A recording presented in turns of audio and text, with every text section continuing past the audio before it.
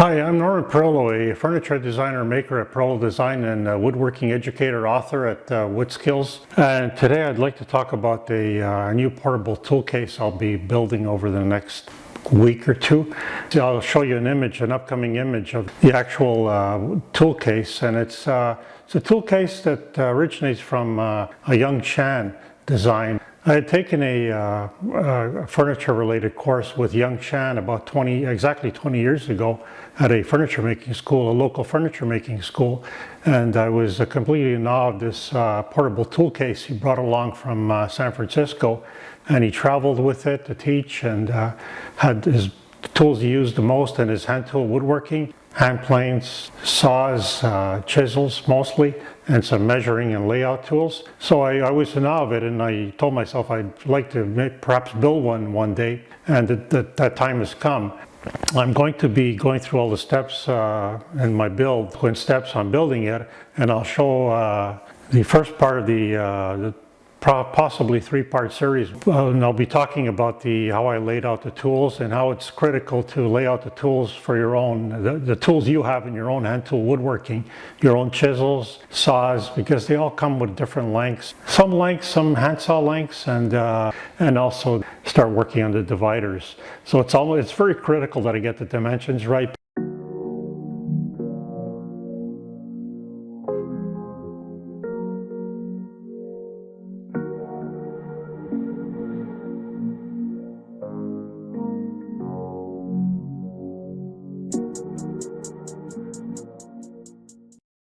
So as you recall, in the earlier part of the video, I just debated whether I should compartmentalize or divide this upper area into drawers or smaller components, and I found this area too large. So I've gone ahead and actually subdivided it. This was a former size here, so I've created a couple of dados using that same process as I've done before and inserted this divider. Careful ensure that the spacing is the same throughout. So it's, I think, 1 7/8 wide drawers. And I've cut all the pieces, and I've also created a rabbet along the bottom for the bottom drawer panel. So this will be, I think these are the pieces here. These will be 2 drawers in the same style as this drawer, that bottom drawer. So I think it works better. They're deep enough for me to put all my loose tools in and marking measuring instruments. It keeps everything contained from falling out. So this other compartment will be the only open compartment for tools. I think I'm going to put a small router plane in there. So that's where I'm at now. So I'm creating I've already created one miter for the drawer front. Just build them up and then use that tape method. I'll show that in a minute on assembling everything and then creating the holes for this part here and attaching a leather string. That's where I am now. I think it's a much better aesthetic to have the drawers there instead of a large open area that's actually at the top of the cabinet, so it's more likely to have parts fall out or measuring or marking tools. So I'll continue with this. So I'll cut parts off for both drawers here. So this is the same shooting board setup I've been using to create the miters at the ends of the components of the drawers you've seen earlier, so I'll just give you another demonstration of. I don't even bother, because these drawer components are very thin, I don't even bother pre-cutting them at 45 or thereabouts. I just go straight to the shooting board. It's fairly quick.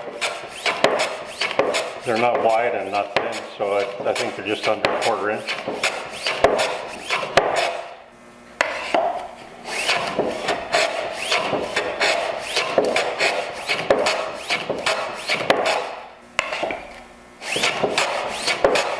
Almost there.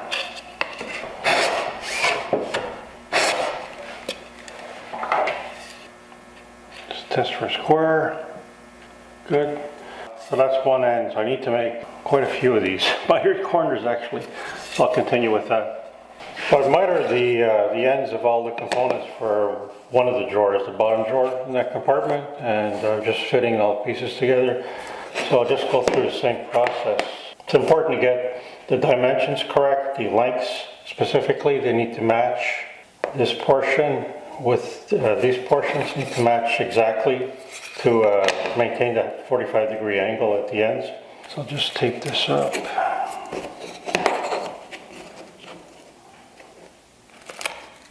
I just realized I could probably get away with one piece of tape.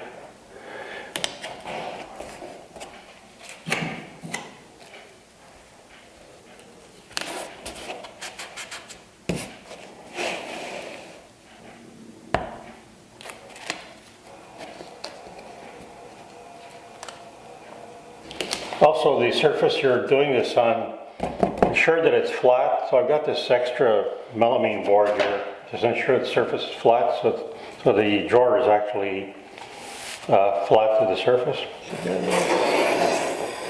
Okay, that's the drawer.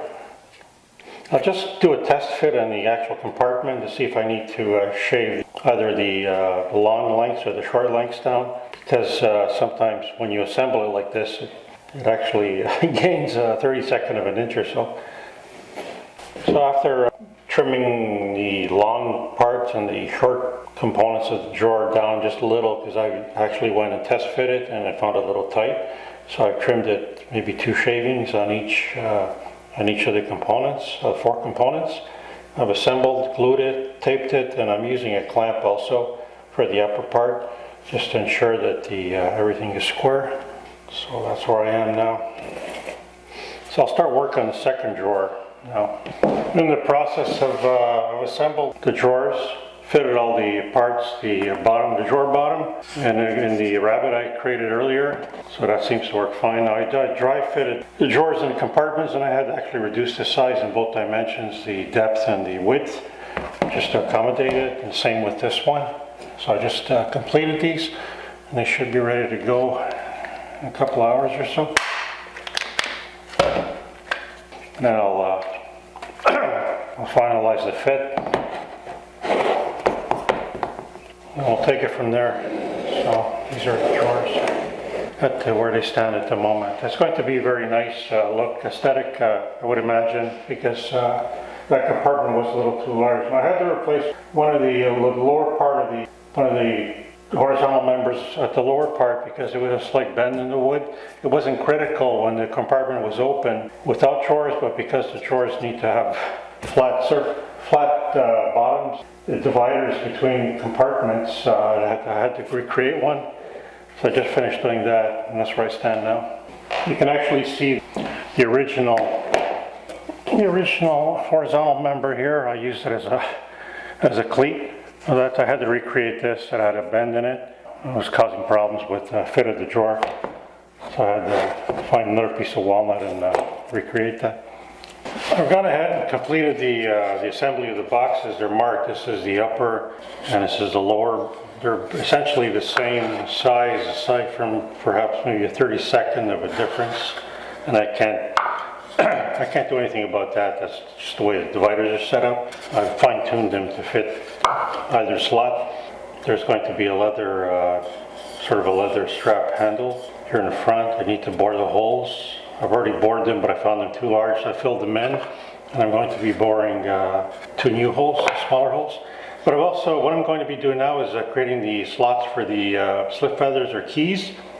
So I marked them all off, and I'll have, because the bottom's glued in, it supports this end of the box, or the drawer, and this end is really only supported by the miter, the joint.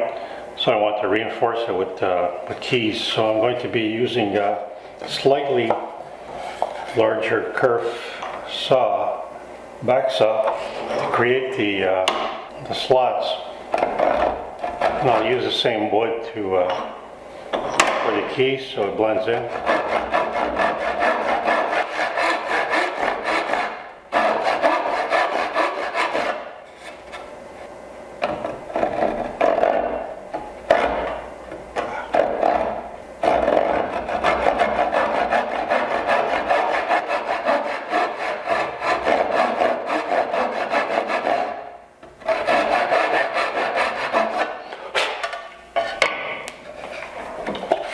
Drop this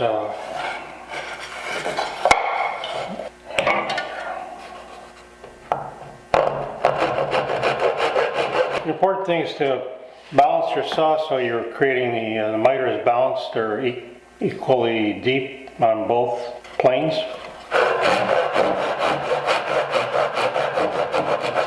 Just have a neat appearance.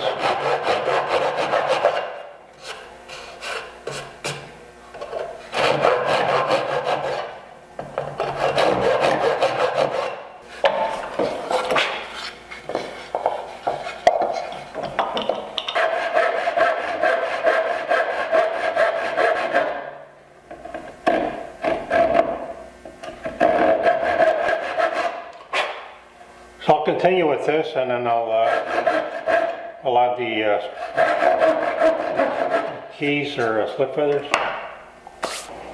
Got ahead and cut some splines. So I had to dial the measurement in to fit that little slot, the width of the slot, the thickness of the slot.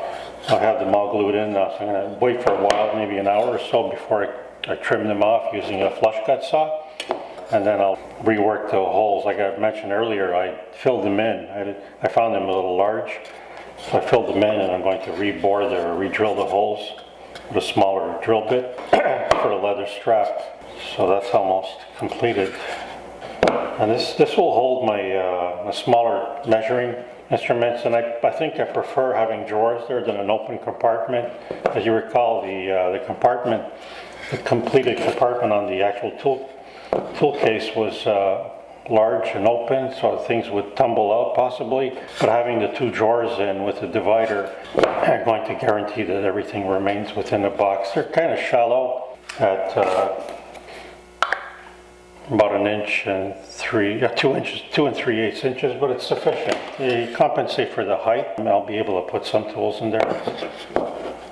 So that's where I am. So I'll be trimming that off afterwards with a flush cut a trim saw, and then using a chisel plane them down, or maybe a small apron plane to trim them down, and then work on this. So I've gone ahead and completed the cuts, the curves for the slip feathers or keys, and I've also created some keys and fit them in. There's a little bit of dialing in to do because of the thin opening, so I had to actually use the same wood, black limba, and fit them in. They're glued, so it should take maybe an hour or so, and I'll be able to trim them using a flush cut saw. And here's some remnants of the key. So it looks very thin, but again, the drawers themselves are very thin. They're very light. So it doesn't need much reinforcement, and just in the upper part, because the drawer bottom is actually glued in on both. I think they're looking good, and then next step is to rebore the holes using a smaller drill bit, and then fit the leather strap.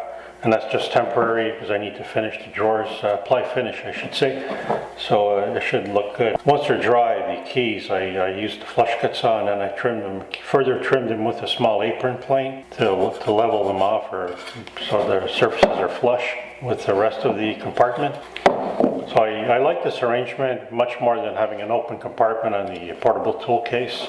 I like the fact that there are two drawers separated with a divider, and I can fit quite a few little small tools in here, small measuring instruments or dividers, that sort of thing, in each of the compartments. So I'll continue with this, and then we'll progress from there.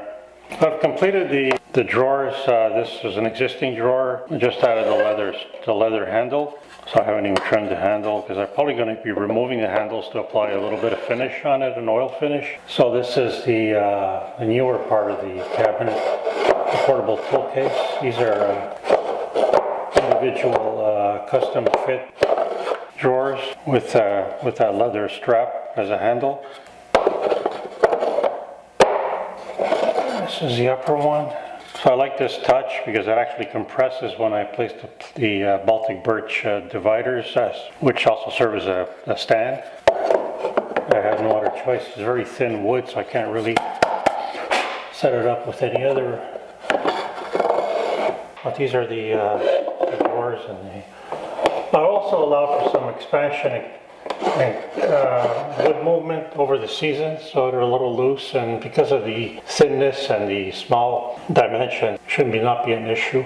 So here, this is where I'm at. So once I install this, more of a permanent installation, and all the tools, this will serve as compartments for measuring and marking tools, pencils, erasers, small rulers, and all that sort of thing. So I'm very happy with how it's turning out, and I think I'm going to start working on the actual stand next. I have it laid out, as I mentioned earlier. Just realized that you can't really see the drawers from that camera angle I had earlier, so hopefully this is a better angle. Again, this is a compartment that's not here. This will house all the planes, the hand planes, the Japanese hand plane.